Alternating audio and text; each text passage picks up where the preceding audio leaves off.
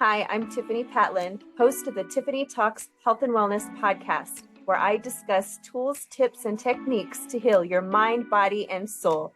I am on a godly mission to heal the world.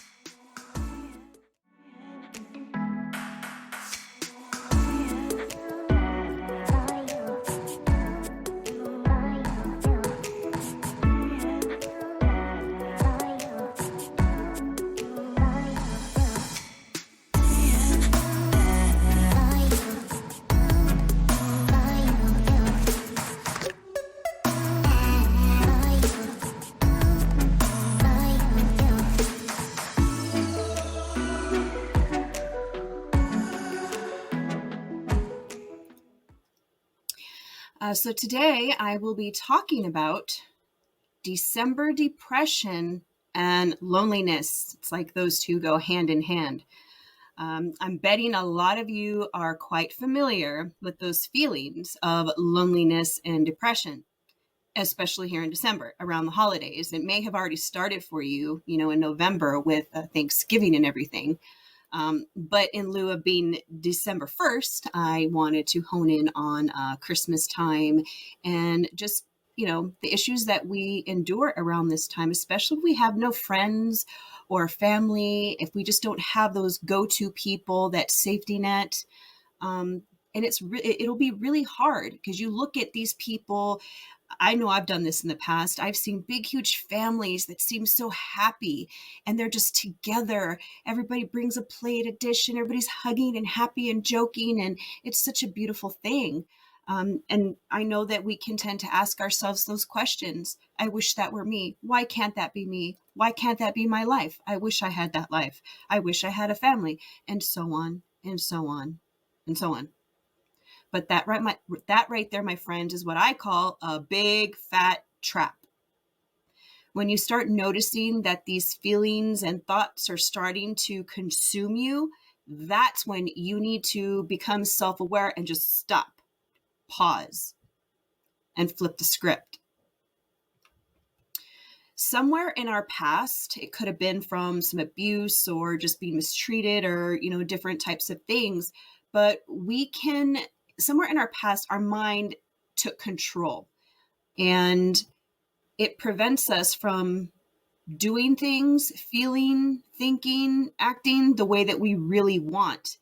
But we can regain that power by simply changing our thoughts. And I've said it before that we have 6,000 thoughts a day.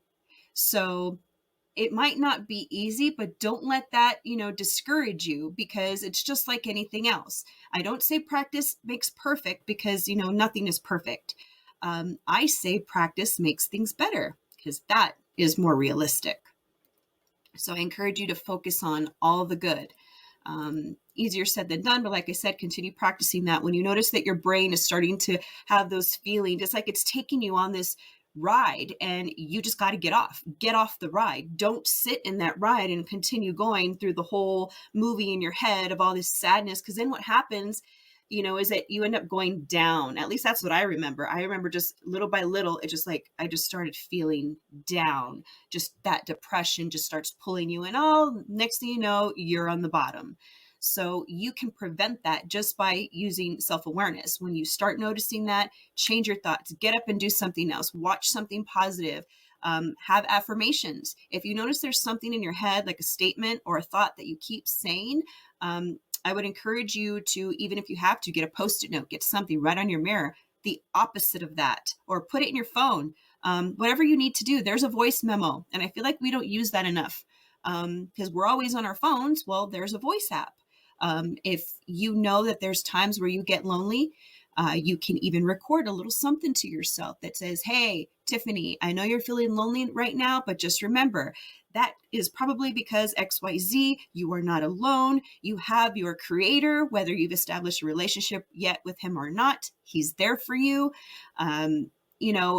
That you are in charge. Tell yourself whatever you need to that's positive that will get you out of that funk.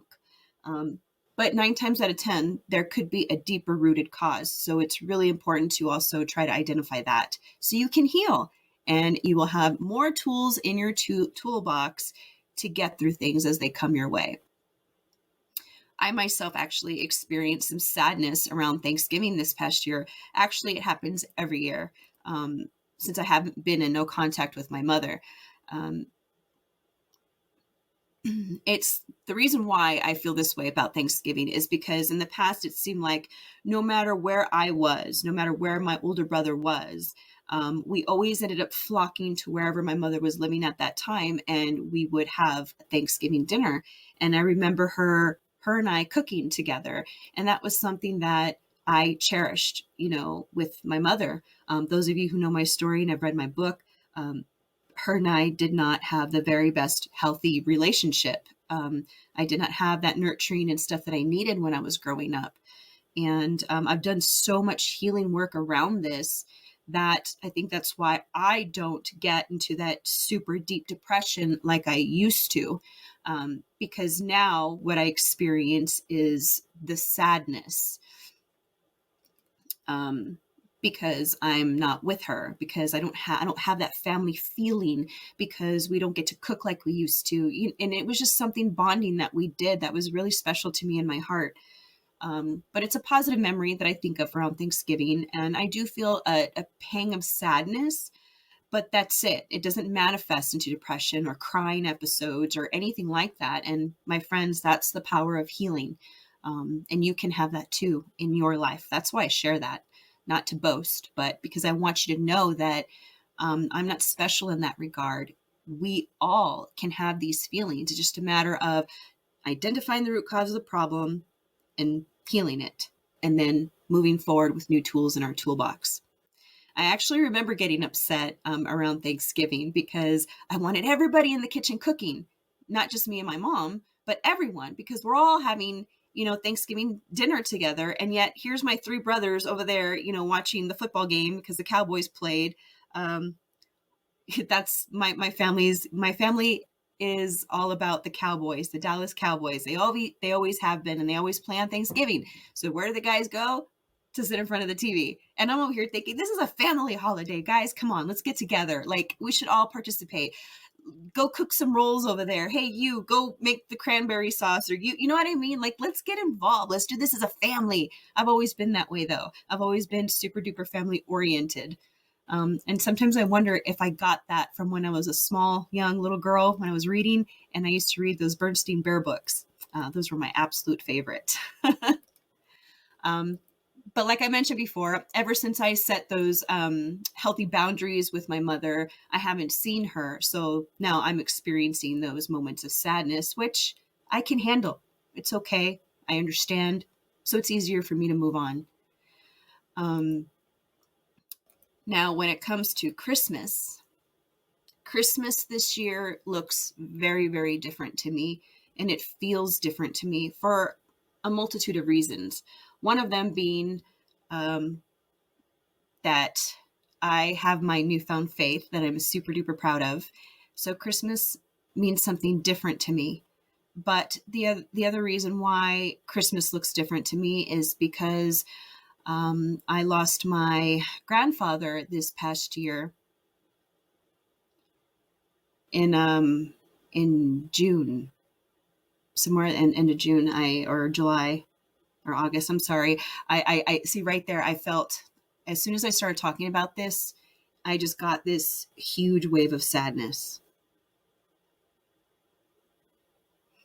And because I've done so much healing, I allow myself to feel that feeling. This is happening right now as I'm speaking this live. Like I had this, whoa, it was overwhelming. It was just an overwhelming feeling of sadness. And I know why. It's because I love my grandfather more than anything in this world. Oh, here come the tears. Sorry, I didn't know I was going to feel this way. I didn't know this was going to happen. But here's some raw vulnerability for you. Those of you that are not watching live, it's okay to be sad. It's okay to feel. Don't be ashamed to cry. I used to hate crying, but we shouldn't be afraid to cry. Showing emotion, feeling emotion, it's human nature. It's what we were designed to do. when we suppress our emotions. Like right now, if I made it a point to just suppress that sadness I felt, I would have buried that. And I guarantee you that would have affected me probably later on throughout my day. I might have been grouchy or snippy or snappy and not know why. And other people around me are like, what the heck is her problem? My kids or my husband, like, whoa, are you okay? And being so busy, you know, like after this, I have more things to do. So what would normally happen? Normally what would happen is, you know, when we have these feelings that we don't honor our emotions through crying, which is natural, or journaling about it, or talking to somebody about it, you know, whatever that looks like for you, just processing our emotions in a healthy way. When we don't do that, it will become suppressed, and it comes out in ways in how we think and how we speak. So I'm grateful for that moment that I had. I believe that you guys were meant to experience that with me. That's why that happened. I hope you took something positive away from that. I so completely unexpected. But I'm thankful that I just now allowed that feeling. I allowed it to flow through me. I felt it, and I feel okay now. That I just want to tell you is the power of healing. It doesn't mean that you won't get sad, doesn't mean that you won't remember things. It just means that I am more in control of my emotions. My emotions do not control me, and that is huge.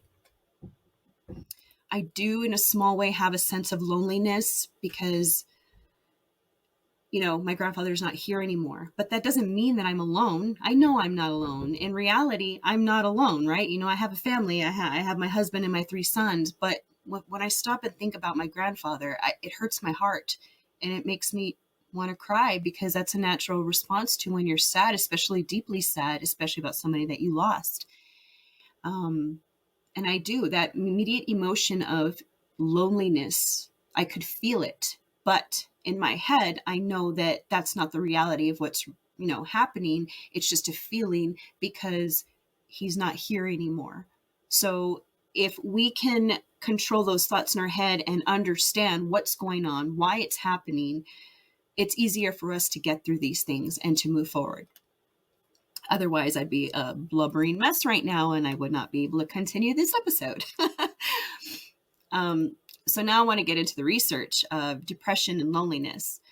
Merriam-Webster's dictionary defines loneliness as being without company or cut off from others. And a psychological definition looks a little different. It would be more like loneliness is an emotion characterized by the feeling of pain caused by a perceived lack of intimacy with other people or ourselves. Psychologist Nick Wignall further shares that loneliness is an emotion. I swear I felt that just now. You guys, if you're watching me live or if you're watching me on replay, that's what you saw. You saw that loneliness emotion that I experienced as I started talking about my grandfather. Loneliness is painful. Yeah, that hurt my heart. That's why I was crying. Loneliness comes from perception. My mind immediately perceived that I was alone because he was gone, because my grandfather's gone. He's not here anymore.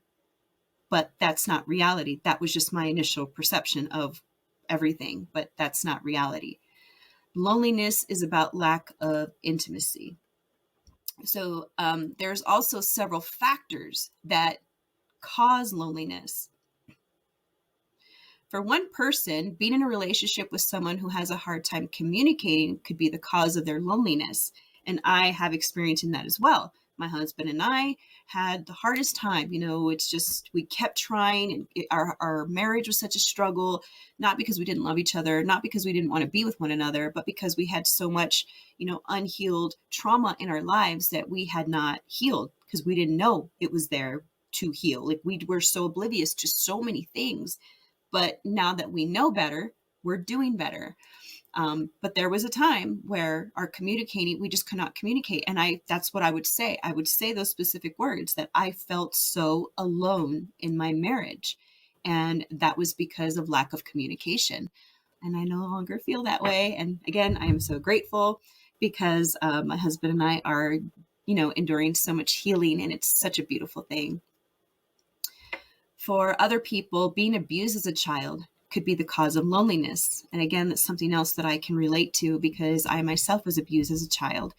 And I remember feeling lonely a lot because I felt misunderstood. And like, I didn't feel like things were fair. It's like, why is all this happening? Just confused, alone. I had nobody that understood how I felt. I had nobody that could help me because they understood how I felt. Therefore, I felt alone. And for other people, a mental habit of negative self-talk could be the cause of their loneliness. Again, this is why we need to ask ourselves, who's in control? Are you in control, or is your mind in control? That's really, really, really important to identify. Because if your mind is in control, then it's always talking negative and you might not even realize it. And that's not a bad thing. It's just the way things happen. But the good news is that you can practice self-awareness. Again, it's just like a muscle. Practice makes things better, not perfect, remember? So you can get better with that if you just start paying attention to the words that come out of your mouth. And we can prevent additional hurts and pains and traumas by any time we are faced, from this moment forward in time. If we ever experience anything, a traumatic event or anything that is enough to cause an emotional reaction from us, the best thing that we can do is allow ourselves to feel those emotions. Let it flow through you. Sometimes it's a moment, sometimes it's days. There is no set time. It's whatever works for you. That was something I learned. That was something people told me after my grandfather passed, that there really is no set time. And that spoke mountains to me. So I hope that helps you too. The feelings of loneliness depend on a person's interpretation of their trigger. I think that's like so powerful, because if we're triggered by something, so again, I'll use this example with my grandfather right now. When I started talking about it, it triggered me. It triggered that pain that I had in my heart the moment my dad told me. Ugh, that one was hard. Like I freaked out immediately because it was just like, it was a shock. I wasn't expecting it in that moment to hear that he was gone. So when I started talking about my grandfather's death, it triggered something in me. And my perception, my interpretation of that trigger, of that re-experiencing that emotion from that place of pain, was pain. It was sadness. It hurt my heart. And my brain started to think and have those feelings. It said that loneliness is an emotion. I started having that emotion too then. I had them both. And my immediate interpretation was that feeling of loneliness. But that's where my self-awareness, and that's where me being in control of my mind comes in. And that's when I knew, okay, I'm feeling sad and loneliness. I'm about to cry. That's okay. Let it happen. I let it go. I continue talking. I talked myself through that. And then I'm better now. So I'm just trying to give you a little bit more example of what they mean by how loneliness depends on a person's interpretation of their trigger. And if you guys have any questions, by all means, comment, message me. I'm this information I share, remember, always is to just help you obtain additional information, to help you understand things that you may be struggling in your own life. So if anything I ever talk about, you guys want to learn more about, by all means, reach out to me. I am here for you. So I wanted to talk about a couple other things that can cause these feelings of loneliness and depression. Social anxiety, that is a big one. It can be hard to make and maintain close social connections and relationships when you feel anxious being around people. I know all about that, guys. Social anxiety is a specific form of anxiety, usually characterized by one or both of the following: a fear of being judged or thought ill of by others, or fear of being too anxious in the presence of others and being judged or thought badly of because of it. That was me 1,000,000,000%. That was me. I had a hard time being around people because the anxiety would set in. I would be, I don't know how to explain it. Like, if you could just imagine somebody trembling in fear, terrified, like that's the way I was, but my face did not show that. I think that was something that I learned when I was younger. I don't know if that was really a positive thing, but I just know saving face was something that I learned to do when I was younger, not to show emotion, not to show anything, no matter what I was feeling inside. Inside, I'm screaming bloody murder, but my face is just gaining its composure. And yeah. So I understand social anxiety. I used to have to get drunk in order to be around large groups of people. And if we were going somewhere, I didn't want to be alone. I needed to have somebody. I needed that crutch. Or, looking back, I see all these things and it's just mind boggling just how much of a prisoner I was of this social anxiety. It caused me to make bad choices, like overly drinking. I needed that liquid courage. Otherwise, I would just be sitting there. I would be so scared to get up and walk across the room to go to the bathroom. I'd rather sit there and hold it or leave.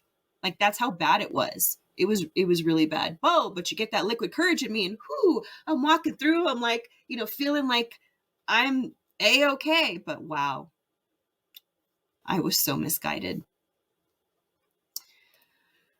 Trauma. Trauma is another one. Trauma is a big term that encompasses a wide variety of experiences. But in general, trauma is when an especially frightening, painful, or disturbing event leads to a sustained fear or anxiety response. For example, if you were abused as a child, you might develop a long-lasting fear of people of the same gender as the person who abused you. This could lead to significant difficulties making connections and being around a large chunk of people. Again, I can relate to that. Being sexually abused by an array of different men, those that were related to me and those that weren't. I remember, I've said this in another episode. I believe it might have been in my cutting episode, or there's another episode I know where I talk about my anxiety. I believe that's it, the anxiety episode that I talk about, where I share how just simply being in the gym with my husband and a guy came to work on a machine next to me. And mind you, I was sober, so I didn't have that liquid courage running through my veins. I'm working on a machine and a guy came in, got too close for my comfort, and started working out on a machine next to me. And my whole body stiffened and I didn't feel comfortable. I was so 100% aware of that he was there, his presence. I couldn't think straight. Like, I explain it more in detail in that video, so please, by all means, go check it out. But I understand that, because if that was from my abuse, I was scared of men. But then there would be other times where I would feel more comfortable around men. So I resonate with that too. Low self-esteem. When you think poorly of yourself, it easily generalizes to imagining that others will think poorly of you as well. This can lead to a hesitance to meet or engage with others. In other words, if low self-esteem causes you to feel unworthy of other people's attention, you can see how that might lead to quite a bit of loneliness and isolation. Plus, even if you are around others and have good relationships, that chronic sense of unworthiness might make it hard to take those relationships to a deeper, more intimate level. Self-esteem is something that we should be raised growing up with. But a lot of times, if our parents weren't, raised with learning how to have a high self-esteem, self-love, all that nurturing, then it's going to be more challenging for them to pass that on to their children. Parents will pass on what they were taught, unless you're the type of parent that wants to stand up and break chains and to change the way things are, to not continue with generational trauma. Then those parents will stand up and make positive changes. We can do that. We all have the power to do that. Just because your parents parented you in the way that you need does not mean that you have to go by what they say. Every generation, things are just getting better. That doesn't mean we have to shame our parents or badmouth them or anything like that. I don't do that. I find the good in what my parents did and how my parents raised me. And because there's a lot of gratitude in that. I talk a lot about this in my book. So if any of you are struggling with relationships with your parents or even your siblings, I talk a lot about that in my book, Unlocking Your Ability to Heal. You can find that on Amazon. But another one is lack of assertiveness. Assertiveness is the ability to ask for what you want in a way that is honest to yourself and respectful of others. And I know that this can be daunting if we don't have that self-confidence. If we're not confident, we can't be assertive. It's challenging to be assertive. We're only assertive when we start yelling, but that's because we're still suffering. We're still, in need of healing. It's the most effective form of communication because it allows for the free expression of your honest wants and needs. But when you feel afraid to be assertive and resort to other forms of communication like passive or passive aggressive, it's very hard to build honest, intimate relationships with people. And when you're surrounded by people who you think you should be closer to but aren't, that could be a setup for loneliness. Then there's also your values. Values are things that matter most to us. So I really encourage everybody to take a strong look at your values because it's really important. A lot of times we adopt values from our family members or caregivers, those we grew up with who are around, and that might not even resonate with us. It might not, have that feeling in our heart. It might not mean that much to us. So it's really good to be thorough and look at what our values are. So that way we can make sure that it's truly what we want. Then there's also your poor self-awareness, which I've been talking about. If you have poor self-awareness, then you're more likely to go down that slide into depression from feeling that loneliness factor. Research tells us, and with loneliness comes depression, and research tells us that major depressive disorder with seasonal pattern is a type of recurrent depression that is caused by the seasons changing. Many people with this disorder develop depression symptoms during the fall and continue to feel sad throughout the winter. Most people stop having symptoms during the spring and summer. However, some experience seasonal depression during the spring and summer. But there's solutions, and that's what I'm going to get into before I let you go for today. Light therapy. I did this. I live in Utah. I finally know that winter blues are real, which kind of sparked a lot of my healing. But I learned that light therapy is a good source. So I found some lamps. They're light bulbs, special light bulbs, and I put them in the main living area where we live, so we can have those lights on. And when the sun's not out, we're not getting that vitamin D. That's very helpful. It helps with depression. So I encourage everybody to do that. It's not that expensive, and I bought mine on Amazon, so you can get yours there too. Just search for whatever you need and get some lights in your house. If it's too cloudy, even if it's too rainy, if there's not a lot of sunshine, bring it to you. And like I mentioned earlier with the values, you can begin a new tradition. Explore your values. Identify, how do you feel about Thanksgiving? How do you feel about Christmas? What do you want to happen? Who do you want there? What do you want to do with your time? Do you want to cook? You know what I mean? Like, figure that out, what's important to you, and build new traditions.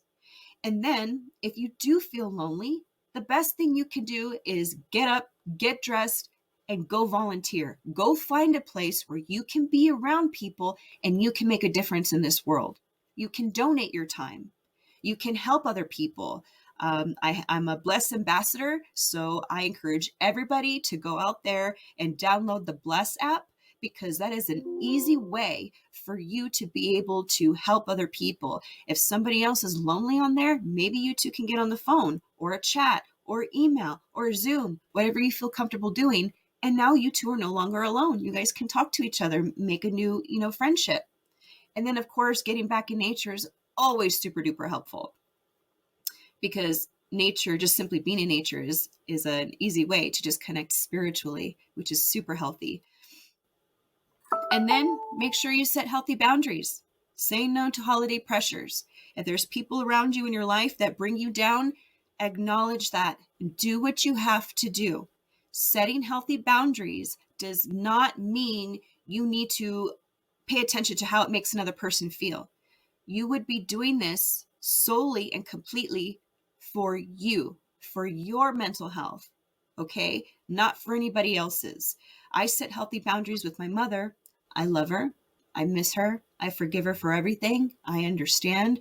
I pray for her, and I just want nothing but healing for her.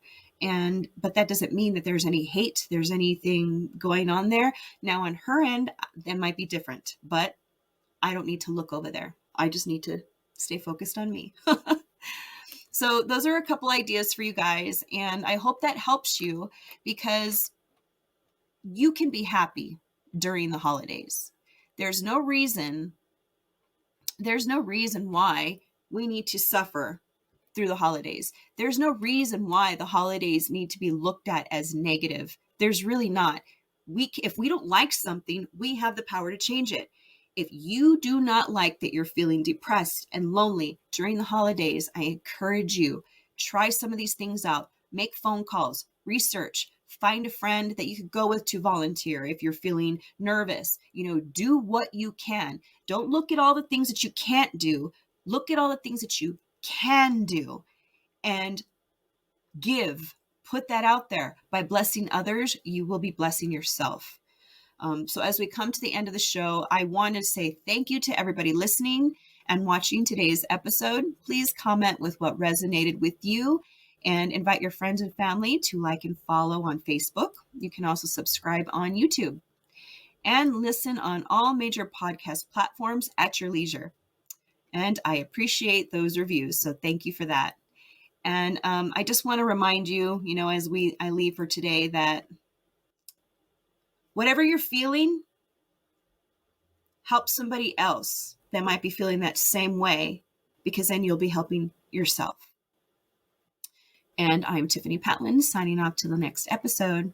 Take care, everybody. Bye.